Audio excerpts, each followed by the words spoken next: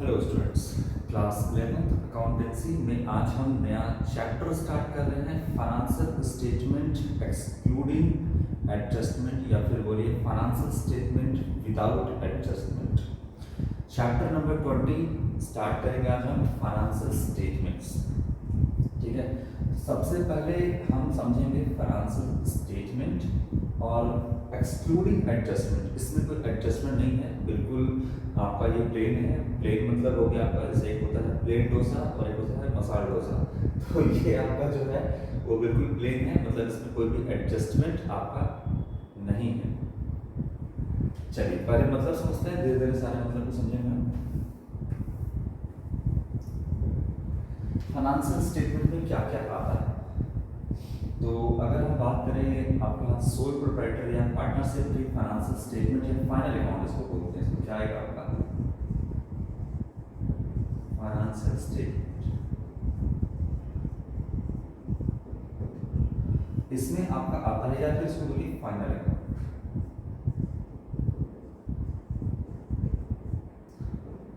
Final accounts में आपको क्या क्या आएगा, तो इसमें आपका आता है, सबसे पहला होता है कि trading and profit and loss account.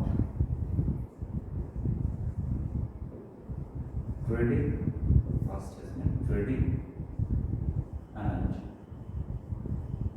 Profit and loss account. ठीक है, trading and profit and loss account आपका नॉमिनल अकाउंट होता है, जिससे हम क्या पता करते हैं, बिजनेस के प्रॉफिट एंड लॉस का पता करते हैं। तो ये बिजनेस के फाइनेंशियल स्टेटमेंट का हिस्सा है। फाइनेंशियल का मतलब वित्त के तौर पर जो आपको जानकारी दे, मतलब प्रॉफिट एंड लॉस के तौर पर जो आपको जानकारी दे, उसी को बोलते हैं फाइनेंशियल स्टेटमेंट। जिसमें हो गया आपका trading and profit and loss account and आपका क्या आता है, दूसरा जो है वो आता है बैलेंस शीट। ये हो गया आपका फाइनेंशियल स्टेटमेंट का हिस्सा सोल प्रोप्राइटरशिप और पार्टनरशिप का। कंपनी की एक और ऐड कर दीजिएगा, इसमें हो जाएगा इसमें कैश फ्लो स्टेटमेंट। कैश का क्या फ्लो है स्टेटमेंट, इसमें भी हम प्रिपेयर करते हैं कैश फ्लो स्टेटमेंट। तो फाइनेंशियल स्टेटमेंट में trading and profit and loss account, balance sheet and cash flow statement company के केस में आपका इसमें आता है। ठीक है, ये आपका हिस्सा होता है। तो आप तो जान ही रहे हो कि trading and profit and loss account से बिजनेस के प्रॉफिट एंड लॉस का पता चलता है, और बैलेंस शीट से बिजनेस के फाइनेंशियल पोजीशन का पता चलता है, और कैश फ्लो स्टेटमेंट से कितने कैश का फ्लो इनकमिंग है या कितना आउटगोइंग है, कैश का क्या फ्लो है, रुका हुआ कैश नहीं, फ्लो क्या है कैश का, वो आपको यहाँ पर पता चलता है कंपनी के केस। तो ये फाइनेंशियल स्टेटमेंट जो है उसमें ये सारी चीजें आती हैं। अब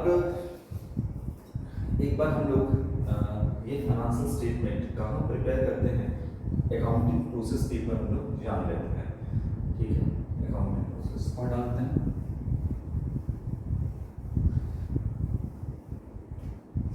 अकाउंटिंग प्रोसेस में सबसे पहले हम लोगों ने क्या किया, बिजनेस स्टार्ट किया। कहाँ पर ये फाइनेंशियल स्टेटमेंट प्रिपेयर होता है, अकाउंटिंग प्रोसेस में कहाँ पर ये आता है, पहले हम बोल रहे हैं बिजनेस स्टार्ट किया। बिजनेस स्टार्ट करने के बाद इसमें हम लोगों ने क्या किया, फाइनेंशियल ट्रांजैक्शन किया। फाइनेंशियल ट्रांजैक्शंस, सामान परचेस करेंगे तभी तो बेचेंगे। तो इसमें हम लोगों ने सामान खरीदा और बेचना स्टार्ट किया।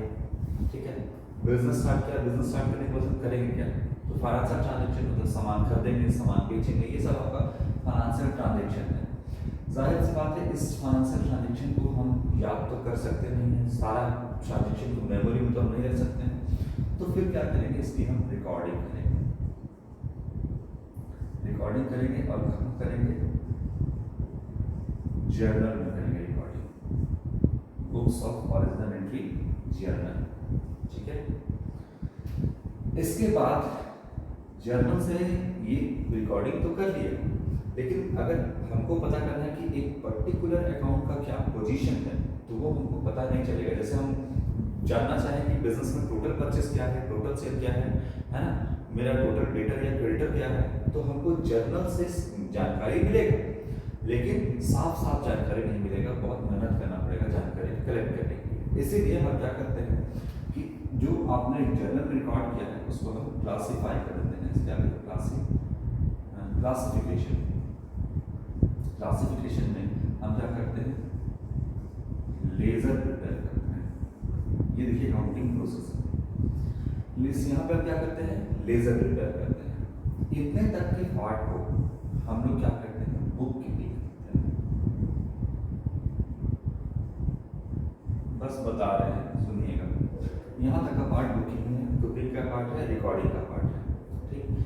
जहाँ बुक कीपिंग खत्म हो रहा है वहां से एक्चुअल अकाउंटिंग शुरू हो रहा है। तो क्लासिफिकेशन के बाद क्लासिफाई कर दिए, अब क्या करेंगे,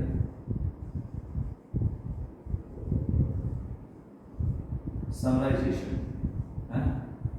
इसके बाद समराइजेशन करेंगे, और समराइजेशन में क्या प्रिपेयर करेंगे, तो यहाँ पे हम प्रिपेयर करेंगे trading and profit and loss account,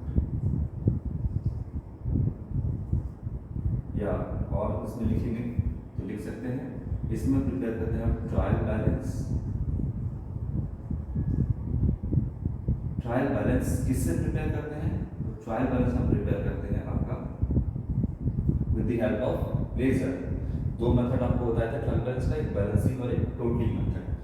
तो ट्रायल बैलेंस प्रिपेयर करते हैं। ट्रायल बैलेंस से क्या प्रिपेयर करते हैं हम, आपका trading and profit and loss account, ठीक। और इसी ट्रायल बैलेंस से आप क्या बनाएंगे, बैलेंस शीट, ये हो गया आपका, ठीक है। अब हम फाइनेंशियल स्टेटमेंट बताइए कहाँ का हिस्सा है, तो समराइजेशन का हिस्सा है ना। मतलब यहाँ पे हम trading, profit and loss account and balance sheet बनाते हैं। मतलब यही, इसी को तो मैंने कहा ना, इसी पार्ट को तो मैंने क्या कहा,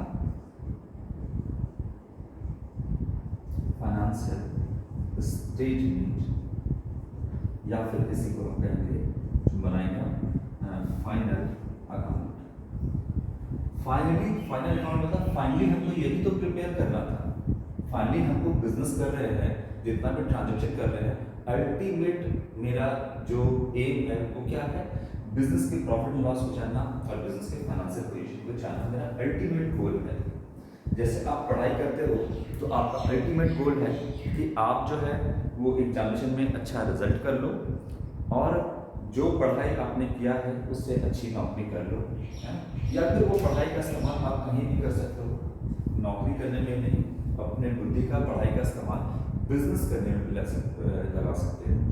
बिजनेस, आप अकाउंट्स पढ़ रहे हो, आप कॉमर्स पढ़ रहे हो, जिसमें आपने पूरे बिजनेस एनवायरनमेंट का स्टडी किया है, पूरे अकाउंटिंग का आपने स्टडी किया है, तो जाहिर सी बात है तो आप दिमाग कहीं भी लड़ा सकते हो।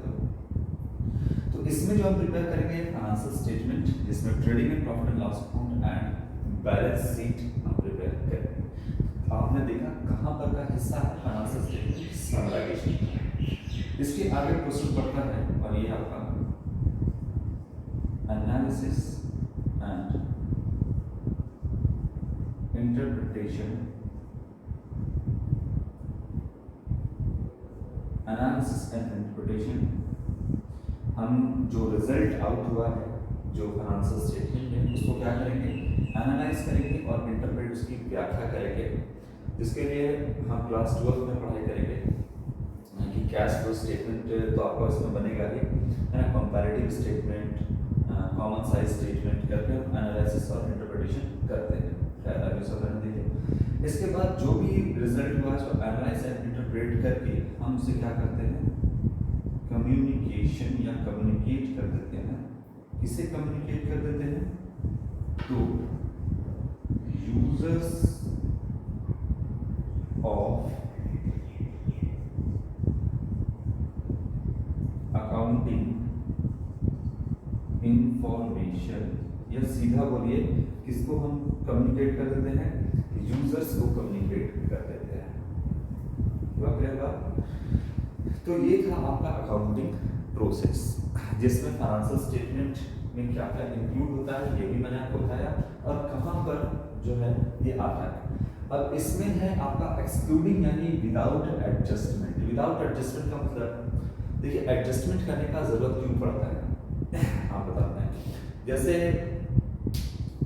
कोई चीजें जब छूट जाती हैं या कोई एरर हो जाता है, तो वो हम लोग क्या चल रहे हैं, प्रोसेस में चल रहे हैं। मान लिया हमने रिकॉर्डिंग किया, क्लासीफाई किया, और उसके बाद हम एकदम सीरियल वाइज लेजर से ट्रायल बैलेंस प्रिपेयर करेंगे। इसमें कोई छूट गया, कोई एरर हो गया, तो अब जाहिर सी बात है कि वो हम फाइनेंशियल स्टेटमेंट हम बनाने बैठ गए हैं साल के अंत में, कोई चीज़ें छूट गई हैं, तो अब वो ट्रायल बैलेंस के अंदर आया नहीं होगा, या कुछ एरर हो गया होगा जिसमें ट्रायल बैलेंस में नहीं आया होगा। तो हम क्या करेंगे, तो हम उसको एडिशनल यानी एडजस्टमेंट के रूप में बाहर दे देंगे, है ना, ट्रायल बैलेंस के बाहर एडजस्टमेंट के रूप में दे देंगे, जिसको एडजस्ट करना पड़ेगा। यानी एडजस्ट करने का मतलब आप उसको फिर से फाइनेंशियल स्टेटमेंट का हिस्सा बना दीजिए। इसमें होना चाहिए था, क्योंकि नहीं है, तो इसलिए आपको एडजस्टमेंट के तौर पे अलग से दिया गया था। आप उसको क्या कर दीजिए, जो अलग से आपका इंफॉर्मेशन दिया है, जो एरर हो गया है या कुछ छूट गया है, उसको आप फाइनेंशियल स्टेटमेंट में एडजस्ट कर दीजिए। बस यही बात है, सिंपल समझिए। आप एक बस में गए हैं बैठने के लिए, और पैसेंजर बस में सारे सीट पे बैठे हुए हैं, तो कंडक्टर जो होता है या जो बोलिए खलासी होता है, वो क्या करता है, बोलता है कि रुकिए ना, थोड़ा देर में एडजस्ट करवा देंगे। थोड़ा बहुत कहीं सीट मिलता है, या देखा कोई पतला दुबला इंसान बैठा है, तो बोलते चलिए थोड़ा सा खसक जाइए, आप बैठिए, तो क्या है, एडजस्टमेंट। आपको बैठा दिया, आपको सीट दे दिया। बस वही चीज़ यहाँ पे है कि कोई चीज़ें आप बस में तो सवार हो गए हैं, लेकिन आपको कहीं सीट मिल गया, आपको एडजस्ट कर दिया गया। उसी तरीके से फाइनेंशियल स्टेटमेंट में सारी चीज़ का हिस्सा सब कुछ होना चाहिए, जिसमें से कोई चीज़ें छूट गई हैं तो उसको एडजस्ट यानी आपको सीट दे दिया गया। उसी तरीके से जो अलग से इंफॉर्मेशन दिया गया है उसको भी आप सीट दे दीजिए, मतलब एडजस्ट कर दीजिए फाइनेंशियल स्टेटमेंट। उसको जहाँ होना चाहिए वहाँ पे उसको जगह दे दीजिए, बस यही है आपका एडजस्टमेंट का मतलब। तो अभी जो हम पढ़ाई करेंगे, अभी जो ऑब्जेक्टिव क्वेश्चन सॉल्व करेंगे, तो उसमें एक्सक्लूडिंग या विदाउट एडजस्टमेंट करेंगे, उसमें अभी कोई एडजस्टमेंट नहीं है। यानी अभी जितने बस में पैसेंजर हैं या जितना बस में सीट है उतना ही पैसेंजर है, अभी किसी को एडजस्ट करने की जरूरत नहीं है, कोई एरर कोई मिस्टेक नहीं हुआ है, जो सब कुछ सही सही बना हुआ है, बस वही उसी को हम लोग यहाँ पे बना, ठीक है। तो ये आपका हिस्सा हो गया अकाउंटिंग प्रोसेस, और इसके बाद चलिए स्टार्ट करते हैं आपका ऑब्जेक्टिव क्वेश्चन सॉल्व करना, है ना। देखिए हम लोगों ने कितना काम कर लिया, रिकॉर्डिंग कर लिया, क्लासिफिकेशन कर लिया, ट्रायल बैलेंस वगैरह सब प्रिपेयर कर लिया। इसके बाद हमको यहाँ पर ये काम करना है। फाइनली हम कहाँ पहुँच चुके हैं, तो अपने फाइनेंशियल स्टेटमेंट यानी बिजनेस के प्रॉफिट एंड लॉस और फाइनेंशियल पोजीशन यानी बैलेंस शीट प्रिपेयर करने के यहाँ पर समराइजेशन में हम वहाँ तक पहुँच चुके हैं, ठीक है। यानी अभी तक हम लोगों ने जो यूनिट 1 पढ़ाई किया, 2 पढ़ाई किया, या इससे पहले जो भी हम चैप्टर पढ़ रहे थे, वो सब क्या फाइनेंशियल स्टेटमेंट का हिस्सा था? बिल्कुल, वो सारा काम हम करते आ रहे थे, चाहे रिकॉर्डिंग है, क्लासिफिकेशन है, जर्नल बनाया हमने, सब्सिडरी बुक बनाया, है ना, या फिर हम लोगों ने डेप्रिसिएशन चैप्टर पढ़ा, ये सब कुछ फाइनेंशियल स्टेटमेंट का हिस्सा है। ये सारा काम हम करते आ रहे थे। फाइनली क्या, फाइनली जो बिजनेस है उसका रिजल्ट आउट कर दीजिए। आप जो है बिजनेस का फाइनेंशियल स्टेटमेंट प्रिपेयर कर लीजिए, प्रॉफिट एंड लॉस कैलकुलेट कर लीजिए, और फाइनेंशियल पोजीशन कैलकुलेट कर लीजिए, ठीक है।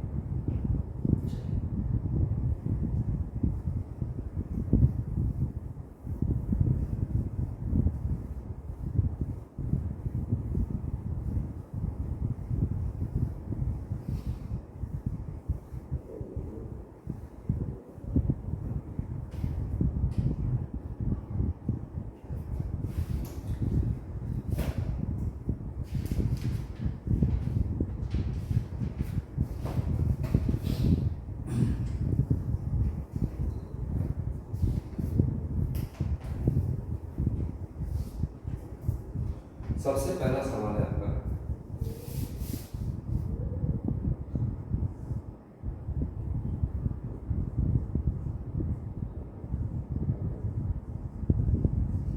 preliminary expenses, discount on issue of share. Discount तो अब जो है आपका सेक्शन 53 ये कहता है कि कंपनीज एक्ट का कि अब आप शेयर को डिस्काउंट पे इशू नहीं कर सकते। तो discount on issue of debenture यहाँ लिख सकता था, डिबेंचर को तो कर सकते हैं, फिर भी जैसे लिखा है हम लिख देते हैं discount on issue of share. Issue हम शेयर नहीं कर सकते हैं डिस्काउंट, री इशू जो है हम वो डिस्काउंट भी कर सकते हैं, लेकिन उसका भी एक लिमिट होता है। एग्जाम्पल्स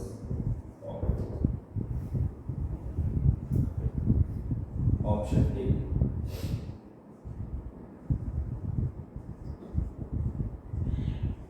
लिक्विड एसेट्स, बी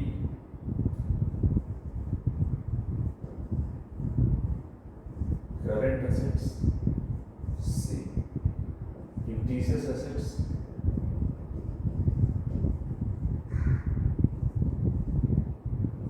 और डी है वेस्टिंग एसेट्स। बोलिए preliminary expense, discount on issue of share मत लिखिएगा, इसको डिबेंचर कर दीजिएगा, ये सब। तो प्रिलिमिनरी एक्सपेंस क्या है आपका, पहले ये समझते हैं फिर समझेंगे कि क्या होता है। प्रिलिमिनरी एक्सपेंस वो है जब आप किसी कंपनी को स्टार्ट करने से पहले उसके डॉक्यूमेंटेशन पे जो भी खर्च करते हैं, बड़ी फाइल प्रिपेयर होती है कंपनी का। आप जो कॉलेज में जिस कॉलेज या कुछ स्कूल में पढ़ते होंगे, तो आप अगर उसकी फाइल की डिमांड करेंगे कि सर कैसे कैसे क्या क्या प्रोसेस है इसका, तो आप देखो कि लंबा चौड़ा सा प्रोसेस होता है, बहुत डॉक्यूमेंटेशन होता है। कोई भी स्कूल कॉलेज को एप्लीकेशन ऐसे नहीं मिल जाता कि वो बस 4 कमरे का दीवार बना लिए, आप एक बिल्डिंग बना लिए और एप्लीकेशन मिल गया। बच्चों के रहने का क्या स्पेस होना चाहिए, उनका क्लासरूम का साइज क्या होना चाहिए, जो वॉशरूम की फैसिलिटी है या नहीं, शुद्ध पीने के पानी का फैसिलिटी है कि नहीं, है ना। तमाम चीज़ों को देखते हुए आपका जो है एप्लीकेशन मिलता है, कितने स्टूडेंट मतलब आएंगे, यानी एडमिशन कितने का होना है, या फिर टीचर का क्वालिफिकेशन क्या होना चाहिए, ये सब कुछ जो है वो होना चाहिए, तब एक आपका एप्लीकेशन मिलता है। कहने का मतलब है कि कंपनी भी अगर स्टार्ट कर रहे हो आप कोई, तो एक कंपनी का तो रजिस्ट्रेशन करवाना कंपलसरी, और रजिस्ट्रेशन का एक लंबा प्रोसेस होता है, एक डॉक्यूमेंटेशन तैयार करना पड़ता है। तो कंपनी को स्टार्ट करने से पहले जो आपने उसके डॉक्यूमेंटेशन पे खर्च किया है उसे बोलते हैं प्रिलिमिनरी एक्सपेंसेस, है ना। और प्रिलिमिनरी एक्सपेंस जो है वो एक तरीके का खर्च है जिसको ओवर द पीरियड जब आप बिजनेस स्टार्ट करोगे, प्रॉफिट अर्न करोगे, तो उसमें से आप उसको एडजस्ट करोगे, यानी कह सकते हो उसको राइट ऑफ करोगे धीरे धीरे अपने एक्सपेंस में। तो इसी को हम बोलते हैं जो प्रिलिमिनरी एक्सपेंस है, ये आपका फिक्टिशियस एसेट। एक्चुअली में ये कोई एसेट आपका नहीं है, ये आपका एक्सपेंस है जो ओवर द पीरियड आपको राइट ऑफ करना है। तो ये कोई एसेट नहीं है, इसीलिए इसको हम उसको बोलते हैं फिक्टिशियस एसेट। एसेट तो है नहीं, लेकिन एसेट की कैटेगरी में रखा क्यों जा रहा है। देखिए कोई भी एसेट है उसका साइड हमेशा डेबिट होता है, और कोई भी लॉस है या एक्सपेंस है उसका साइड पर डेबिट होता है, ठीक। तो यहाँ पर जो है ना फिक्टिशियस एसेट का मतलब हो गया कि उसको धीरे धीरे हमको over the period right of करना है, हटाना है, तो उसको बोलते हैं फिक्टिशियस। एक्चुअली में कोई फेक एसेट है, कोई एसेट ये है, फिर भी बोलते हैं इसको एसेट, क्योंकि ओवर द पीरियड हम इसको राइट ऑफ करेंगे, खत्म कर देंगे। कंपनी को स्टार्ट करने के लिए ही तो हमको ये खर्च किए ना, अगर ये खर्च नहीं करते बुनियादी खर्च, तो कंपनी स्टार्ट भी नहीं होता। इसलिए इस बुनियादी खर्च को भाई हम बोलते हैं कि हमने इसको स्टार्ट करने में खर्च किया, तो ये मेरा फिक्टिशियस एसेट, क्योंकि कंपनी को स्टार्ट करने में खर्च किया, इसके बिना तो कंपनी स्टार्ट ही नहीं होता। तो इसीलिए इसको बोलते हैं फिक्टिशियस एसेट, जो कि हम उसको राइट ऑफ करते हैं। Discount on issue of debentures, जाहिर सी बात है कंपनी लोन लेना चाह रही है और एक डिबेंचर का दाम मान लीजिए कि 100 रुपये है, तो अगर डिबेंचर मतलब हो गया कंपनी लोन ले रही है, कंपनी दो तरीके से फंड का रिक्वायरमेंट को पूरा करती है, एक इक्विटी शेयर यानी शेयर इशू करके, शेयर में equity share preference share issue करती है, और एक डिबेंचर यानी लोन ले करती है। ज़्यादा डिटेल में अभी हम नहीं जाएंगे।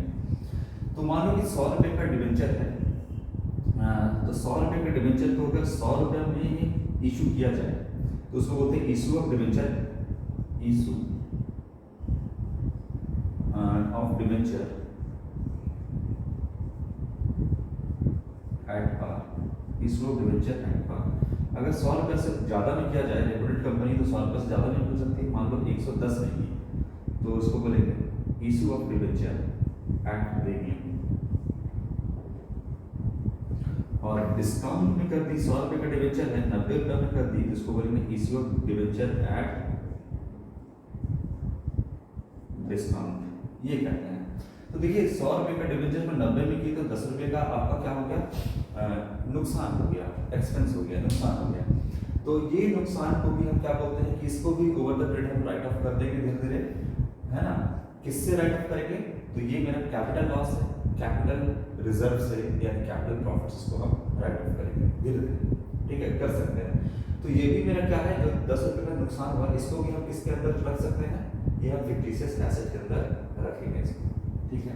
ये कोई एसेट नहीं है लेकिन फिर भी एसेट की कैटेगरी में रखते हैं, क्योंकि इससे कंपनी इसको किए बिना जो है प्रीलिमिनरी एक्सपेंस या डिस्काउंट अगर हम दे रहे हैं तो उसके बिना कंपनी चलेगी भी नहीं, इसीलिए हम बोलते हैं कि ये फिक्टिशियस एसेट है, एक्चुअली में एक एसेट है, ठीक है। इसके बाद हो गया आपका लिक्विड एसेट, तो आप जान रहे हैं, और करंट एसेट तो आप जान ही रहे हैं क्या होता है। वेस्टिंग एसेट में क्या गया, ऑयल वेल हो गया, कोल माइंस हो गया, ये सब वेस्टिंग एसेट है। और मैंने बताया था कि जो भी एसेट है, अगर टैंजिबल फिक्स एसेट है तो डेप्रिसिएशन लगता है, अगर इनटैंजिबल आपका फिक्स एसेट है तो उसमें हम बोलते हैं अमोर्टाइजेशन, और वेस्टिंग ऊपर जो एसेट है उसमें हम डिप्लेशन करते हैं, डेप्रिसिएशन। ये वेस्टिंग एसेट हो गया। करंट एसेट में आपको पता है करंट एसेट क्या क्या होता है, तो लिक्विड एसेट होने के लिए पहले करंट एसेट होना पड़ेगा, जैसे हो गया cash in hand, cash at bank, debtor, bills receivable, stock, prepaid expense, marketable securities, ये सब आपका करंट एसेट है। करंट एसेट है, लेकिन इस तरह से लिक्विड एसेट क्या है, तो देखिए स्टॉक और प्रीपेड एक्सपेंस को छोड़ करके सारा लिक्विड एसेट भी होता है। तो ये तो आपका होगा नहीं, ये क्या है, प्रीलिमिनरी एक्सपेंस और डिस्काउंट और इशू ऑफ डिबेंचर्स वगैरह क्या हो सकता है, क्या ये ऑयल वेल है, क्या ये गोल्ड माइंस वगैरह है ना, जो आपका वेस्टिंग एसेट कहलाता है, नहीं ये तो नहीं है। क्या करंट एसेट है क्या, जो अभी मैंने बताया, नहीं। क्या ये लिक्विड एसेट है क्या, नहीं। तो ये क्या है, फिक्टिशियस एसेट। बोलिए, ये हो गया आपका।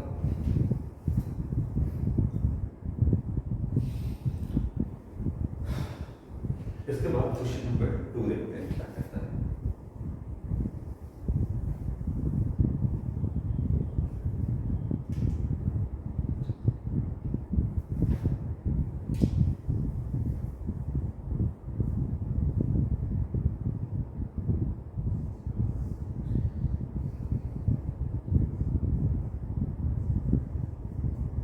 प्लांट एंड मशीनरी या मशीन जो भी लिखिए, फर्नीचर, मोटर व्हीकल, etc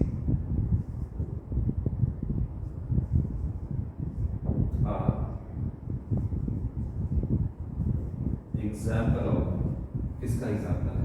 ये तो बेसिकली आपको फाइनेंशियल स्टेटमेंट तो पहले भी आप जान रहे हो कि एसेट किस कैटेगरी में आता है, ये सारा। यह आपका फिक्स्ड एसेट है, ये पूछता है। बी क्या है, ये आपका लिक्विड एसेट है। सी कहता है आपका, ये आपका करंट एसेट्स है, और डी कह रहा है ये आपका फिक्टिशियस एसेट है।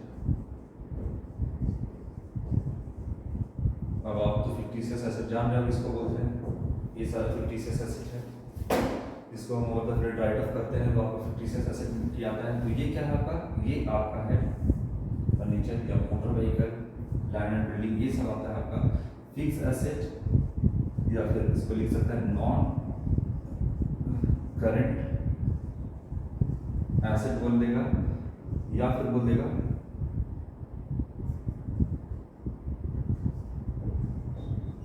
टैंजिबल फिक्स्ड एसेट, कुछ भी लिख दे सकता है। तो इसको क्या बोलते हैं? फिक्स्ड एसेट, जिसको हम नॉन करंट एसेट भी बोलते हैं या फिर इसको नॉन करंट टैंजिबल एसेट या ये सारा क्या आपका टैंजिबल फिक्स्ड एसेट है, ये कहेगा इसको, ठीक। ये आपका लिक्विड एसेट भी नहीं है, करंट एसेट भी नहीं है, और फिक्स्ड एसेट नहीं है, आपको बताया तो ये भी, ठीक है। चलो, तो आज मैंने आपको बेसिक बता दिया और क्वेश्चन सॉल्व करना स्टार्ट करते हैं। आज की वीडियो में हम इतना ही रखेंगे। नेक्स्ट वीडियो में हम क्या करेंगे, अब क्वेश्चन नंबर 3 से कंटिन्यू करना स्टार्ट करेंगे। तो आज के लिए इतना ही बच्चों, थैंक यू।